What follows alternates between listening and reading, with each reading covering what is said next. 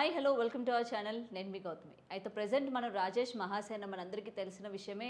కూటమికి సపోర్ట్ చేస్తూ వీడియోస్ చేస్తూ ఆయన వైరల్గా మారిన సందర్భాలు మనం చూస్తాం. అయితే రీసెంట్గా ఆయన చేసిన ఒక వీడియో ఏదైతే ఉందో అటు జన సైనికుల్లోని ఇటు అంటే టీడీపీలో కావచ్చు, లేకపోతే ఇద్దరిని అభిమానించే వాళ్ళల్లో కావచ్చు, కరెక్ట్గా ఎలక్షన్ టైంలోని ఇటువంటి వీడియో అన్నది ఎంతవరకు ప్రభావితం చేస్తుంది, ఎందుకని పవన్ కళ్యాణ్కి ఇప్పుడు యాంటీగా వీడియో చేయడం కానీ, లేకపోతే పవన్ కళ్యాణ్ యాంటీగా మాట్లాడడం కానీ ఇది ఎంతవరకు కరెక్ట్ అని చెప్పి చాలామంది అయితే విమర్శిస్తున్నారు. అయితే దీనిలో నిజ నిజాలు ఏంటనేది ఈరోజు మనతో పాటు జర్నలిస్ట్ నరేష్ ఉన్నారు, ఆయనతో మాట్లాడి తెలుసుకుందాం. హాయ్ నరేష్ గారు.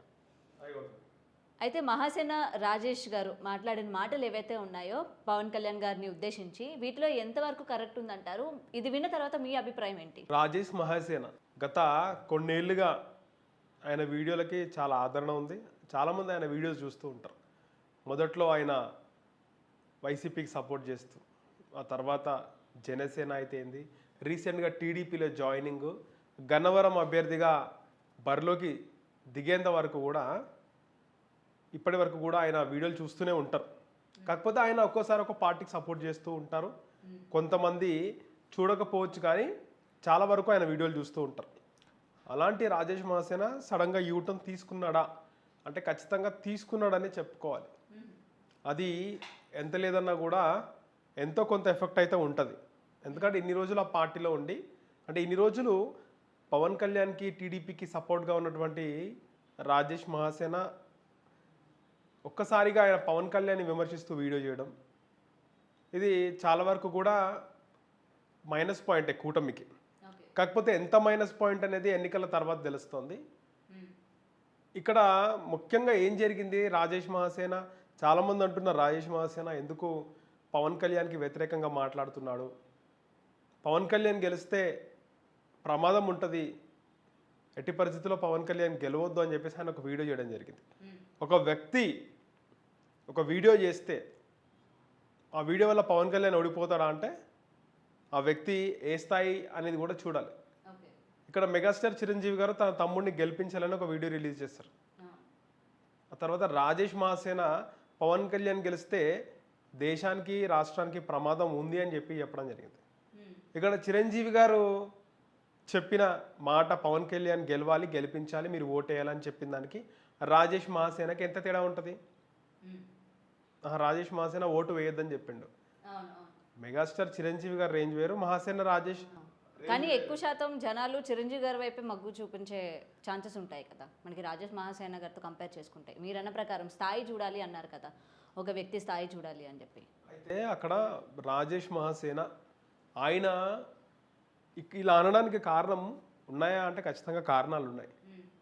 ఆయన కూడా చెప్పడం జరిగింది, రాజేష్ మహాసేన ఎప్పుడైతే ఆయన గన్నవరం టికెట్ వచ్చిందో అది పవన్ కళ్యాణ్కి నచ్చలేదని, పవన్ కళ్యాణ్ అంటే జనసేనకు ఆ గన్నవరం నియోజకవర్గాన్ని జనసేన పార్టీ కేటాయించాలి, ఆ నియోజకవర్గాన్ని లాక్కోవాలి అనే ఉద్దేశంతో పక్కనున్నటువంటి అమలాపురంని టీడీపీకి ఇచ్చేసి మరి ఈ యొక్క పి గన్నవరం నియోజకవర్గాన్ని పవన్ కళ్యాణ్ తీసుకున్నారని, జనసేన ఖచ్చితంగా అక్కడ నుంచి పోటీ చేయాలని పవన్ కళ్యాణ్ ఒత్తిడి చేసినట్టుగా మహాసేన రాజేష్ చెప్తున్నాడు.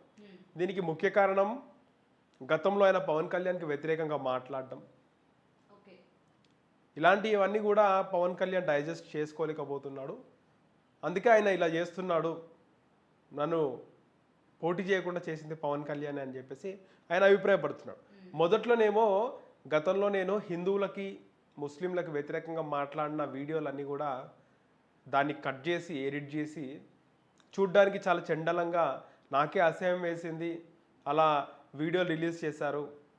మరి మరో వీడియో కూడా ఉంది చాలా దారుణంగా, అరే 1,00,000 రూపాయలు ఇస్తానరా అగ్రకులం అమ్మాయిలను లేపుకోరండ్రా అని చెప్పి నేను చెప్పిన వీడియోలని అర్థం పర్థం లేకుండా కట్ చేసి దారుణంగా ఎడిట్ చేశారు. ఆ వీడియోస్ చూడడానికి చాలా చండాలంగా ఉన్నాయి. అవన్నీ కూడా ఇప్పుడు ప్లే చేసి నన్ను పోటీ చేయకుండా ఇక్కడ ఈ యొక్క జగన్ పార్టీ వైసీపీ వాళ్ళు ఇలాంటి దారుణాలకు పాల్పడుతున్నారని చెప్పినటువంటి మహాసేన రాజేష్ చాలా రోజుల తర్వాత, అంటే ఎన్నికలు దగ్గరకు వస్తున్నాయి, ఈలోపు 3-4 రోజులు ఉంది ఇంకా పోలింగ్కి, ఈలోపు ప్రభావితం చేయొచ్చు అంటే ఖచ్చితంగా చేయొచ్చు. ఆ ఉద్దేశంతోనే ఆయన పవన్ కళ్యాణ్ టార్గెట్ చేస్తూ వీడియోలు చేయడం జరిగింది. సో అమ్ముడు పోయాడా, ఆయన్ని డబ్బులు తీసుకున్నాడని మనం చెప్పలేం.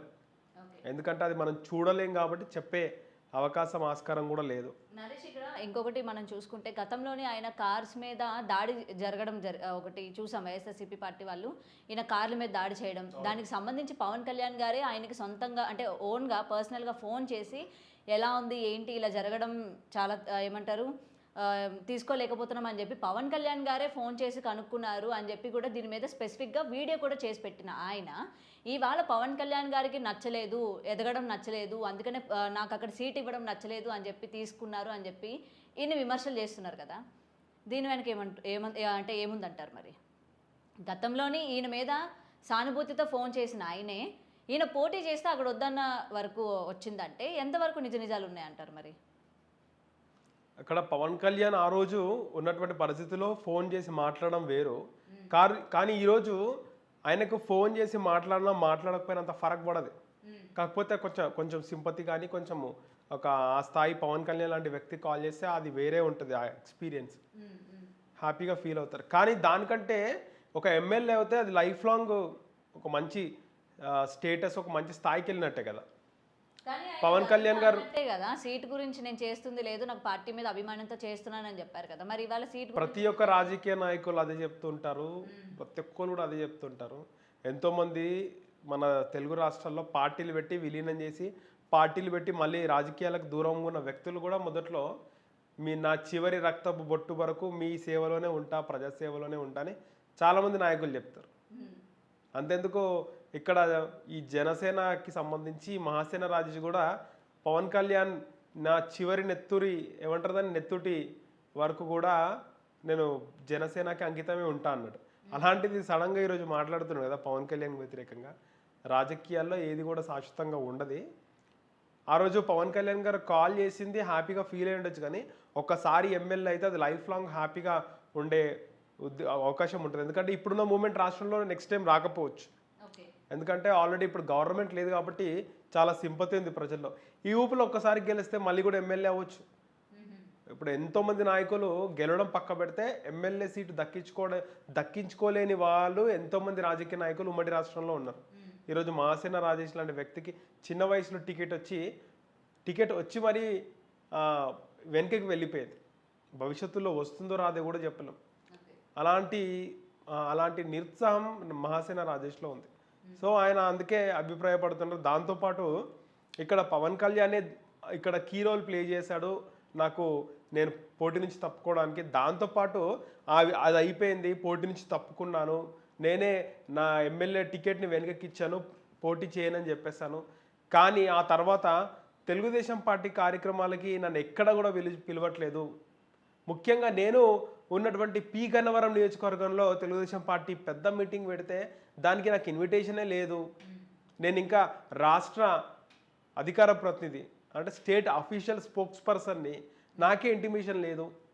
ఇది రాజకీయంగా నన్ను కావాలని దూరం పెడుతున్నారా అనేది మహాసేన రాజేష్ ఆవేదన. సో ఏదేమైనప్పటికీ పెడుతున్నారని ఆయన చెప్తున్నాడు. కానీ ఏదేమైనప్పటికీ కూడా చాలామంది చూస్తుంటాం. ఏదేమైనప్పటికీ కూడా ఇలాంటి టైంలో ఇది పార్టీకి లేకపోతే పార్టీని తీసుకున్న నిర్ణయం కూటమిలో పోటీ చేయాలి. కూటమిలో ఎవరైనా పోటీ చేయండి. టీడీపీ, బీజేపీ, జనసేన కూటమిలో ఎవరైనా పోటీ చేయండి. తనకు ఎంత ద్రోహం చేసిన వ్యక్తి పోటీ చేసినా కూడా ఈ సమయంలో ఖచ్చితంగా ఆ వ్యక్తికి మనం సపోర్ట్ చేయాలి, ఆ వ్యక్తికి గెలుపుకు మనం కృషి చేయాలనేది ఆ కూటమి ఆలోచన ఉంటుంది. కానీ ఈ విధంగా మహాసేన రాజేష్ చేసిన వీడియో ఖచ్చితంగా దీనికి ఆయన ఒక లెసన్ అనేది తీసుకుంటాడు, వస్తుంది ఆయనకు లెసన్. సో ఇక్కడ ఆయన చేసిన వీడియో ఎఫెక్ట్ ఉంటుందా ఉండదా పక్క పెడితే ఆయన పైన అయితే చర్యలు ఖచ్చితంగా తీసుకుంటారు. చెప్పలేం, సీన్ కట్ చేస్తే మళ్ళీ జగన్కి కూడా జయగొట్టొచ్చు ఈ మహాసేన రాజేష్. మళ్ళీ వెళ్ళి జగన్ పార్టీ కండువ కప్పుకున్నా ఆశ్చర్యపోవాల్సిన అవసరం లేదు. ఎందుకంటే టీడీపీ ఖచ్చితంగా వస్తుందా లేదా వైసీపీ ఖచ్చితంగా వస్తుందా అనేది చెప్పలేరు. జగన్కి జయ కొడితే రేపు మళ్ళీ వైసీపీ వస్తే అందులో అయినా ఫ్యూచర్ ఉంటుంది కదా మహాసేన రాజేష్కి. ఇక్కడ ఏదైనా దేక్తలేరు. ఇక్కడ ఎట్లయినా కూడా పట్టించుకోవట్లేదు. పవన్ కళ్యాణ్ సీటు నుంచి పోటీ తప్పుకునేలా చేసిండు, టీడీపీ వాళ్ళు దూరం పెట్టినారు. జగన్ వైపు అయినా వెళ్తే రేపు అధికారంలోకి మళ్ళీ వైసీపీ వస్తే ఆయనకి ఎంతో కొంత హ్యాపీయే కదా. మాది రైట్. Thank you Naresh.